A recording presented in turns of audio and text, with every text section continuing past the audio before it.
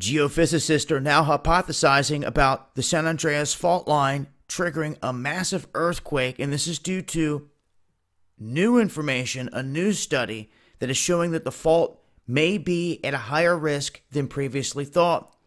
We have researchers at Arizona State University now publishing this new study that is looking into the likelihood of a 7.5 magnitude or stronger quake occurring or rupturing the entire fault line.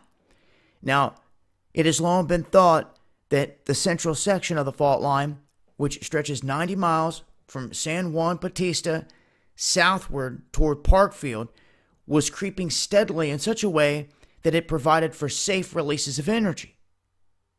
Well, now they're saying that this creeping movement is actually giving more of a chance of a bigger quake down fault. It's adding more pressure in other areas that are basically tightly connected and don't have the loose fit as an upward part of the fault line. This is a look at just the past 7 days here in California. And you can see the activity and where it stops right here at these faults.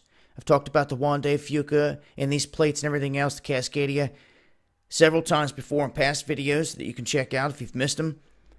And you can see that this is an active region, well, the most active region in the United States, from what I see in following the earthquake maps.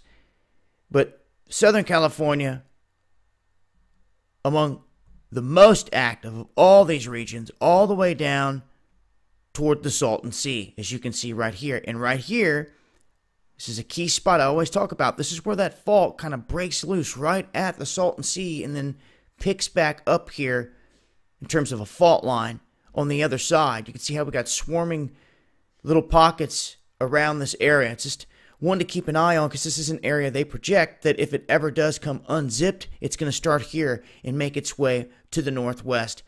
And it'll be a reverberation off the mountains getting stronger as it passes through these areas. But this is some new information here put out by these scientists, geologists, geophysicists that are working on this out of Arizona. Anytime we get a new study like this with new information, I think it's worth taking a look at and adding it to the equation because we all know California is kind of long overdue for a big one. And this information helps in trying to decipher all of that. But I'll leave a link and I'll continue to update with more info as I come across it. As always, this has been Dabu7. Peace.